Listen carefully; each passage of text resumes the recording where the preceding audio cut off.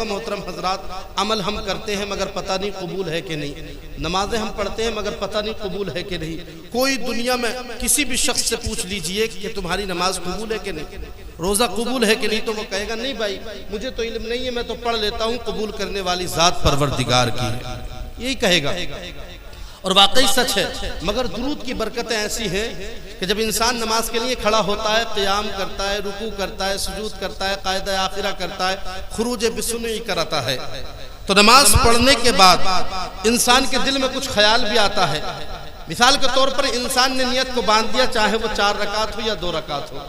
لیکن اس دنیا میں کوئی شخص یہ نہیں کہہ سکتا میری نماز بارگاہ خداوندی میں مقبول ہے یا نہیں ہے، لیکن ہاں اگر اس نے قیام کیا اور رکوع کر لیا ہے، سجود بھی کر لیا ہے، اور سجود کرنے کے بعد قاعدہ آخرہ کر لیا، خروج بسنی کو بھی کر لیا ہے، یہ کرنے کے بعد اس کے دل میں خیال آیا لوگوں آؤ میں نے قیام تو کر لیا ہے، میں نے رکوع بھی کر لیا ہے، میں نے سجود بھی کر لیا ہے، میں نے قاعدہ آخرہ کر لیا ہے، میں نے خروج بسنی بھی کر لیا ہے، میں نے اللہ تبارک و تعالی کی عبادت کو کر لیا ہے، میں نے نماز فجر کو پڑھ لیا ہے، میں نے نماز ظہر کو پڑھ لیا ہے، میں نے نماز عصر کو پڑھ لیا ہے، میں نے نماز مغرب کو پڑھ لیا ہے، میں نے نماز عشاء کو پڑھ لیا ہے۔ پڑھنے کے بعد اگر دل میں خیال آ گیا لوگوں آؤ نبی کی بارگاہ میں درود پڑھ لی جائے، اب تک تو نماز پڑھی ہے، نماز میں قیام کیا ہے، رکوع بھی کر لیا ہے، سجود بھی کر لیا ہے، قاعدہ آخرہ کر لیا ہے، خروج بسنی بھی کر لیا ہے، لیکن جیسے ہی سلام پھیرا دل میں خیال آیا اور نبی پر درود پڑھ لی جائے، تو یہ درود کا پڑھنا اس بات کی دلیل ہے، اس بات کی حجت ہے کہ اللہ تبارک و تعالی نے تمہاری عبادت کو قبول فرما لیا۔ بے شک نعرہ تکبیر، نعرہ رسالت، مسلک اعلیٰ حضرت علماء اہل سنت مفتی ذیشان صاحب قبلہ، نعرہ تکبیر۔ یہ تھا کہ خلوص کے ساتھ درود پڑھیں، میں نے کہا نبی اور آل نبی کی بارگاہ میں درود پاک پڑھ لیجیے، اللہم صلی وسلم اللہم صلی علی سیدنا و مولانا محمد و بارک وسلم، صلو علیہ صلاۃ و سلام علیک یا رسول اللہ۔ علامہ کافی علیہ الرحمت والرضوان فرماتے ہیں کوئی گل باقی رہے گا نہ چمن رہ جائے گا، کوئی گل باقی رہے گا نہ چمن رہ جائے گا، بس رسول اللہ کا دین حسن رہ جائے گا۔ بے شک اور اطلس و کم خواب کی پوشاک پہ نازا نہ ہو، اطلس و کم خواب کی پوشاک پہ نازا نہ ہو، اس تنے بے جان پر خاکی کفن رہ جائے گا، اس تنے بے جان پر خاکی کفن رہ جائے گا۔ اور آگا اپنی موت سے کوئی بشر نہیں، سامان 100 برس کا ہے پل کی خبر نہیں۔ اور کسی شاعر نے نبی کے لیے جملہ کہا تھا، اور شاعر بڑے اچھے انداز میں شاعری کی ہے، کہا تھا میں کیوں نہ چلوں احمد مختار کے پیچھے، چلتے ہیں سبھی اپنے مددگار کے پیچھے، ایک میں ہی نہیں سید ابرار کے پیچھے، یہ سارا زمانہ ہے میرے سرکار کے پیچھے، یہ سارا زمانہ ہے میرے سرکار کے پیچھے۔ اور ہر تازگی زمین کے سینے میں رہ گئی، جنت کنیز بن کر مدینے میں رہ گئی، ہر تازگی زمین کے سینے میں رہ گئی، جنت کنیز بن کر مدینے میں رہ گئی۔ اور پھولوں کا حسن تو مل گیا حضرت یوسف کو، پھولوں کا حسن تو مل گیا حضرت یوسف کو، ہر ایک خوشبو میرے نبی کے پسینے میں رہ گئی، خوشبو میرے نبی کے پسینے میں رہ گئی۔ محترم حضرات بہت تیزی کے ساتھ آپ نے بہت وقت دیا، میں قرآن مقدسہ کی آیت کریمہ سمجھانے کی کوشش کر رہا ہوں، اللہ تعالیٰ مجھے حق بولنے آپ کو حق سننے کی توفیق مرحمت فرمائے۔ رب قدیر نے قرآن کریم میں کہا کل نفس ذائقۃ الموت، اللہ نے کہا ہر جاندار کو موت کا ذائقہ چکھنا ہے۔ موت محترم حضرات لفظ موت کے معنی آتے ہیں ایک جگہ سے دوسری جگہ منتقل ہونا۔ کوئی یہ نہ سمجھے کہ ہم مریں گے، اللہ تبارک و تعالی نے ایک بار پیدا فرما دیا ہے، اب کبھی موت نہیں آ سکتی۔ اب در بدلے گا، گھر بدلے گا آدمی، مگر اس پر موت واقع نہیں ہو سکتی۔ موت سے مراد یہ کہنا چاہتا ہوں کہ وہ سوچتے ہیں کچھ لوگ مر گئے آدمی، نہیں، منتقل ہوتا ہے، ایک جگہ سے دوسری جگہ انسان جاتا ہے۔ مگر سوال آتا ہے کہ پروردگار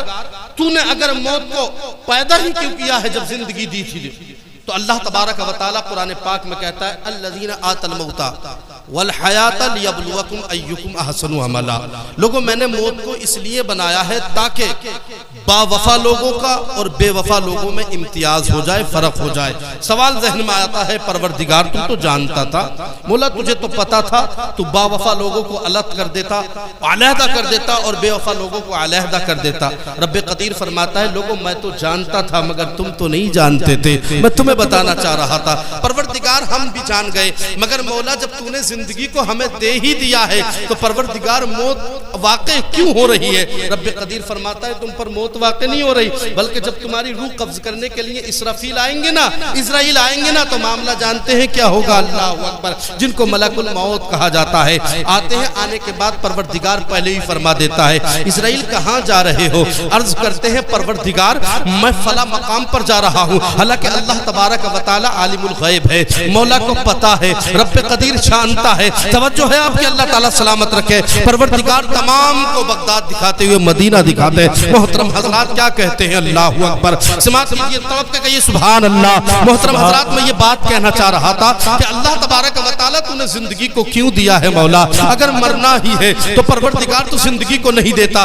میں آج لفظ موت کو تمہیں سمجھانا چاہ رہا ہوں، سمجھ لو پیارے وقت ہے تمہارے پاس، ورنہ ایک وقت ایسا آئے گا کہ قبر کے اندر ہم چلے جائیں گے نا تو ہائے افسوس ہوگا، لیکن اس وقت افسوس کا کوئی بھلا نہیں ہونے والا، کوئی مقصد پورا نہیں ہونے والا۔ آپ کہو گے مولا مجھے دنیا میں بھیج دے، مگر پروردگار تمہیں دنیا میں نہیں بھیجے گا، اس لیے کہ قبر کے اندر آ گئے ہو، تمہارا دارالعمل بند ہو چکا ہے۔ مگر محترم حضرات اگر قبر میں جانے کے بعد تم نے زندگی کو دنیا پر اچھا گزارا تھا، نبی کے عشق میں گزارا تھا، نمازوں کو پڑھا تھا، نمازوں کو پابندی کے ساتھ پڑھا تھا، علماء کی عزت و تکریم کی ہوگی، علماء اہل سنت کا ادب و احترام کیا ہوگا، آپس میں بھائی چارگی رکھی ہوگی، خیر خواہی کا معاملہ کیا ہوگا، اگر جانے کے بعد اگر تم کہیں بھی ہر کسی کا حق ادا کیا ہوگا، قبرستان گئے اس کا حق ادا کیا، اگر مسجدوں میں گئے مسجدوں کا حق ادا کیا ہے، اگر اس طریقے سے تم نے زندگی کو گزار دیا تو جب تم قبر میں جاؤ گے تو ایک وقت تو وہ تھا کہ فرشتے تم سے سوال کریں گے، اور جانتے ہیں فرشتے بھی کیسے آئیں گے؟ گائے کی طرح سینگ ہوں گے، مگر سینگ جو گائے کے ہوتے ہیں نا اس طریقے کے ان کے دانت ہوں گے۔ محترم حضرات اندھیری رات ہوگی اور تاریکی ایسی رات ہوگی کہ سفید کفن انسان کو نظر نہیں آئے گا۔ ذرا سوچو تو صحیح پیارے، ایسی بھیانک رات ہوگی، سفید کفن ہے مگر نظر نہیں آئے گا، ایسا عالم ہوگا۔ اب بتائیے کیا عالم ہوگا؟ سفید کفن ہے مگر انسان کو نظر نہیں آئے گا۔ وہ فرشتے زمین کو چیرتے ہوئے آئیں گے، ان کے ہاتھ میں بڑا ہی بھاری ہتھوڑا ہوگا، ایسا ہتھوڑا ہوگا پیارے اگر پوری دنیا ملا کر اسے اٹھانا چاہے تو اٹھانا تو دور کی بات ہے، اس کا درکنارہ ہلا بھی نہیں سکتی، ایسا معاملہ ہوگا۔ محترم حضرات جو پھنس گیا بس وہ پھنس جائے گا، کسی طرح کے کوئی عذاب میں مبتلا ہو جاتا ہے، جس طریقے سے اس نے عمل کیے ہیں اسی طریقے سے اس کی جزا ملے گی، اس کا اجر اس کو اسی طریقے سے دیا جائے گا۔ مگر محترم حضرات اگر محبت رسول میں زندگی کو گزارا تھا، نبی کے عشق میں زندگی کو گزارا تھا، کردار رسول کے سائے میں زندگی کو گزارا تھا، تو قبر میں جاؤ گے، زمانہ کہتا ہے فرشتے سوال کرتے ہیں، جانتے ہیں جب فرشتے ہم سے سوال کریں گے